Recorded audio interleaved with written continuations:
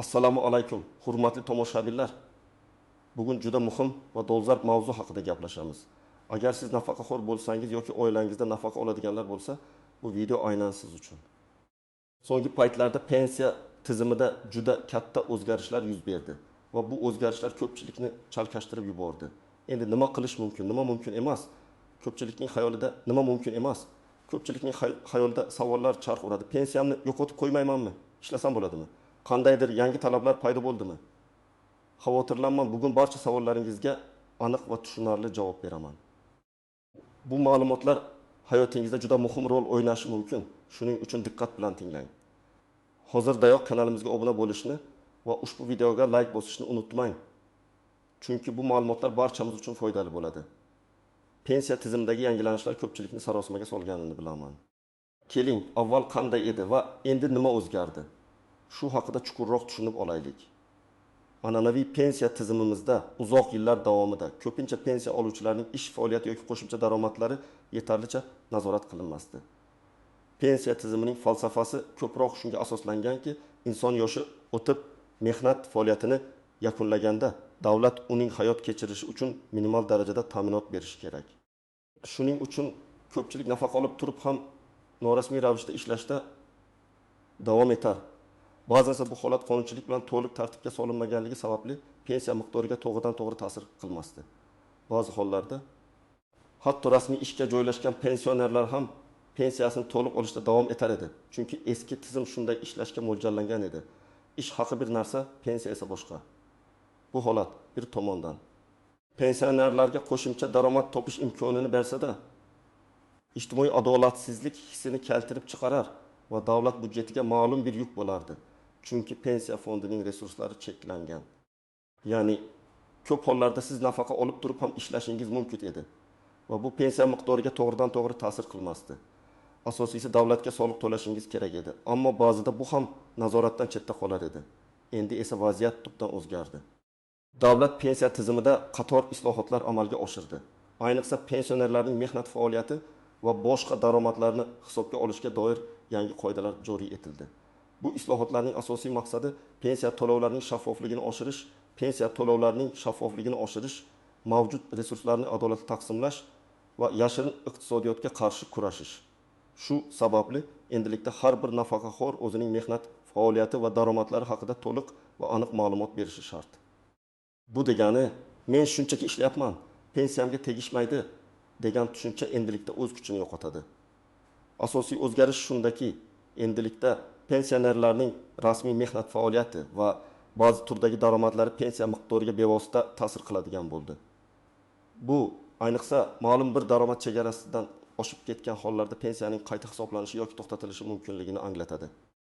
Keling, endi bu o'zgarishlarni chuqurroq tahlil qilaylik. Kimga nima ta'sir qiladi? Kim xavotirlanishi kerak va kimga esa bu qoidalar hech qanday ta'sir ko'rsatmaydi? Birinchi va eng muhimi, siz bilishingiz kerak bo'lgan narsa, endilikda pensionerning rasmiy mehnat faoliyati uning pensiyasiga bevosita ta'sir qiladi. Agar siz rasman ishga joylashsangiz, ish beruvchi siz uchun ijtimoiy soliqlar to'laydi. Bu ma'lumotlar avtomatik ravishda pensiya jamg'armasiga kelib tushadi. Agar sizning ish haqingiz va pensiyangizning umumiy miqdori qonunchilikda belgilangan ma'lum bir chegaradan oshib ketsa, sizning pensiya miqdori qayta hisoblanishi, hatto to'xtatilishi ham mumkin. Kim xavotirlanishi kerak? Avvalo, rasmiy mehnat shartnomasi asosida ishlayotgan yoki yaqin kelajakda ishga joylashishni rejalashtirayotgan barcha nafaqaxo'rlar. Ikkinchidan, yakka tartibdagi tadbirkorlik faoliyati bilan shug'ullanayotgan, o'zini o'zi band qilgan va bu faoliyatdan doimiy ravishda daromad olayotgan nafaqaxo'rlar. Uchinchidan, rasmiy ijara shartnomasi asosida mulkini, masalan, kvartira, avtomobil, yer uchastkasi ijaraga berib, muntazam daromad oladigan fuqarolar. Garchi bu mehnat faoliyati bo'lmasa ham, bu daromadlar ham tekshiruvga tushishi mumkin. Keling, konkret misollarga o'taylik, raqamlar bilan tushunish osonroq bo'ladi. Birinchi misol Ahmad akaning holati. Ahmad aka 65 yoshda qariyalik pensiyasi oladi. Uning pensiya miqdori deylik 1 million so'm. U pensiyaga chiqqach o'zining eski ish joyida oddiygina o'qituvchilik faoliyatini davom ettirishga qaror qildi, ammo yarim stavkada. Uning oyligi 2,5 million so'm. Ilgari uning oyligi pensiyasiga to'g'ridan-to'g'ri ta'sir qilmasdi. u ham pensiya ham o'lik bo'lib yashardi. Bu holatda u davlatga soliq to'lab turardi. Ammo yangi qoidalar kuchga kirishi bilan uning rasmiy ish joyidan oladigan oyligi va pensiyasining umumiy miqdori, ya'ni bir takishin million 25 million 4-3 million so'm ma'lum bir chegaradan oshgan taqdirda pensiyasini qayta hisoblashga sabab bo'ladi. Davlat endi shunday tizim joriy etdiki, umumiy daromad ma'lum bir maksimal chegaradan oshmasligi kerak. Tasavvur qiling, qonunchilikda bu chegara minimal ish haqi miqdorining 5 barobar, taxminan 7-5 million so'm qilib belgilangan. Agar Ahmad akaning umumiy daromadi bu chegaradan past bo'lsa, u pensiyasini to'liq olishda davom etishi mumkin. Lekin agar bu chegara ancha past bo'lib, masalan, 3 million so'm belgilangan bo'lsa, u holda Ahmad akaning pensiya miqdoridan ma'lum foiz chegirib tashlanishi yoki u butunlay to'xtatilishi mumkin. Hozirgi kunda ko'pgina hollarda rasmiy ishlayotgan nafaqaxo'rlar o'z pensiyasining faqat belgilangan foizini oladi yoki pensiyani to'lash butunlay to'xtatiladi, toki ular ish faoliyatini yakunlamagunlaricha. Ahmad akaning misolida, agar uning ish haqi pensiyadan ko'proq bo'lsa, u ko'proq ish haqiga e'tibor qaratishi va pensiyadan vaqtincha voz kechishi maqsadga muvofiq bo'lishi mumkin. Bu albatta shaxsiy sharoitlarga bog'liq, lekin asosiy g'oya shuki, siz endi ham ish haqi, ham pensiya olib turib, ikkala tomondan to'liq foydalana olmaysiz, agar umumiy daromadingiz belgilangan me'yordan oshib ketsa. Bu bilan davlat kam ta'minlangan pensionerlarga ko'proq yordam berishni maqsad qilgan. Ikkinchi misol Saidaxon opaning holati. Saidaxon opa 75 yoshda, u birinchi guruh nogironlik pensiyasini oladi. Uning pensiyasi ilk 2 million so'm. Nogironlik unga uzoq vaqt ishga borishga imkon bermaydi. Lekin u uyda o'tirib onlayn darslar berishga yoki qo'l mehnati bilan shug'ullanib, mahsulotlarini sotishga qaror qildi. Bu faoliyatdan u oyga 800 ming so'm daromad oladi. Agar Saidaxon opa bu faoliyatini rasmiy ravishda ro'yxatdan o'tkazmasa, ya'ni o'zini o'zi band qilgan shaxs sifatida soliq idoralariga murojaat qilmasa, uning daromadi pensiya jamg'armasi uchun ko'rinmas bo'ladi. Ammo agar u bu faoliyatini rasmiylashtirsa, bu daromad ham uning pensiyasiga ta'sir qilishi mumkin. Ko'pgina hollarda nogironlik pensiyasi oluvchilarga ishlashga ruxsat beriladi, lekin ularning daromadi yana o'sha belgilangan chegaradan oshmasligi kerak. Agar Saidaxon opaning ertalabdan kechgacha ishlaydigan odamlar kabi daromad olishi kabi holat yuzaga kelsa, uning nogironlik pensiyasi qayta ko'rib chiqilishi mumkin.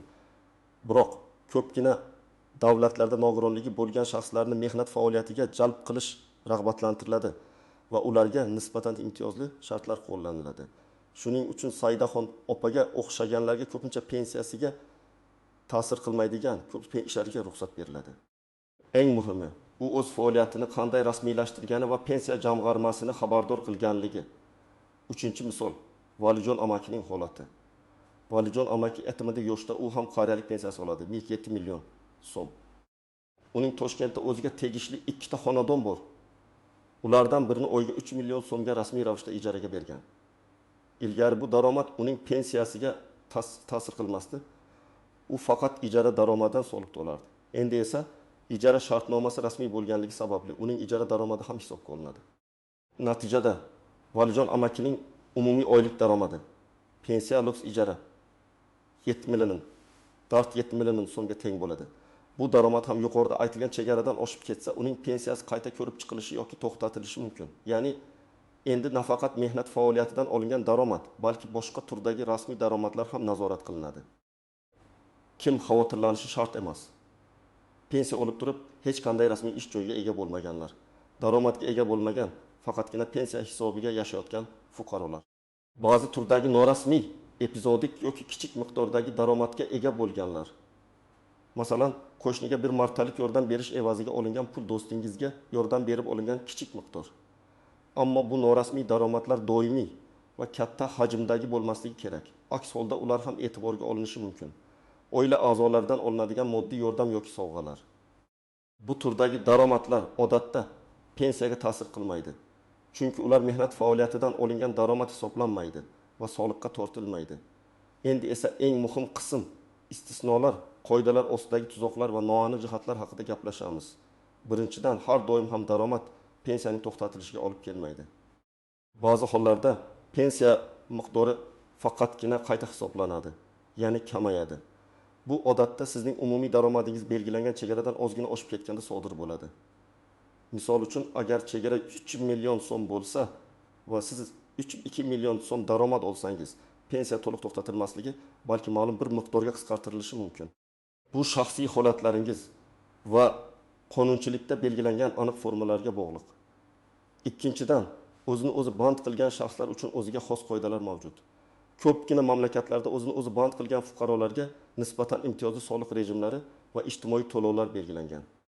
Agar siz o'z faoliyatingizni rasmiy ro'yxatdan o'tkazsangiz va minimal soliq to'lovlarini amalga oshirsangiz, bu sizning pensiyangizga katta ta'sir ko'rsatmasligi mumkin. Bu turdagi faoliyat ko'pincha kichik tadbirkorlikni rag'batlantirish va yashirin iqtisodiyotdan chiqishga yordam beradi.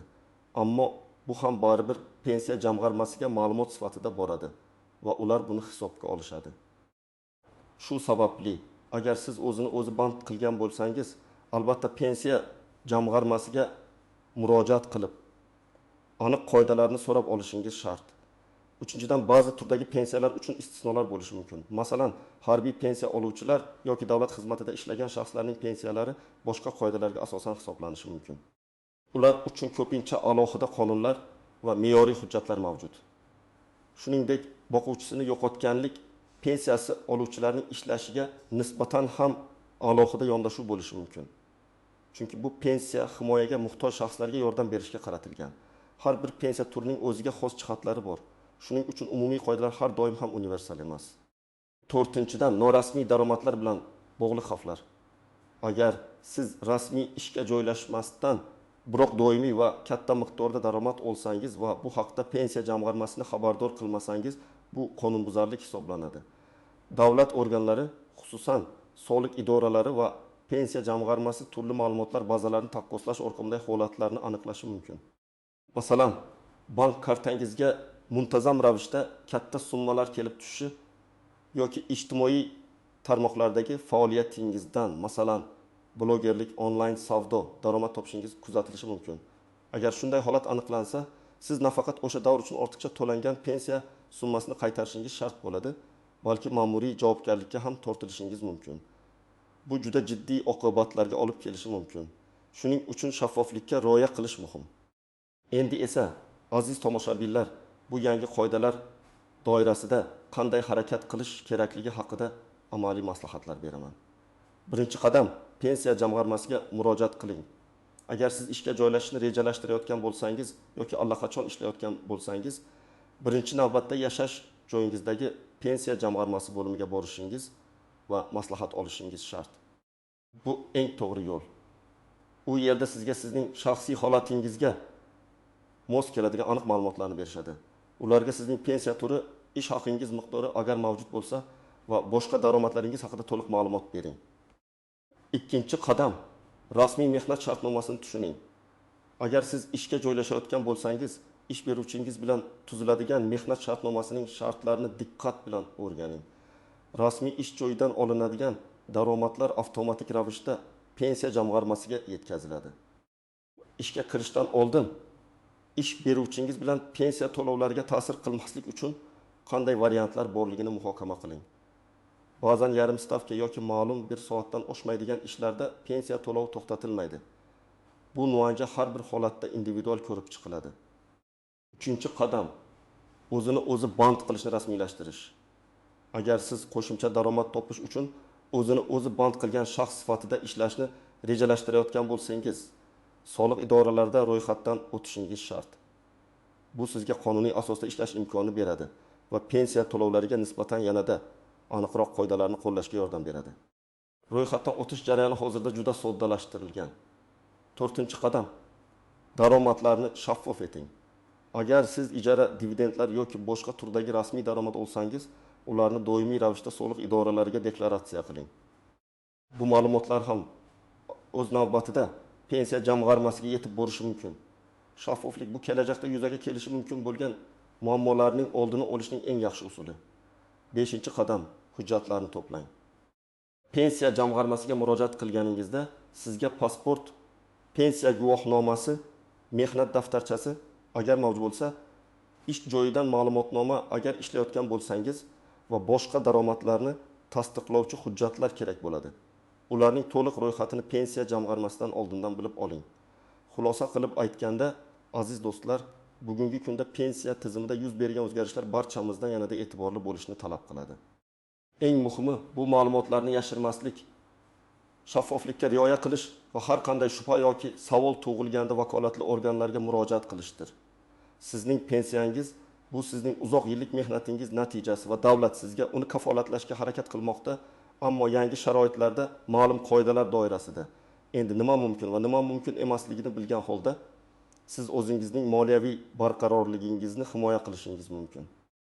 Umid qilamanki, bugungi video siz uchun foydali bo'ldi va barcha savollaringizga javob topdingiz.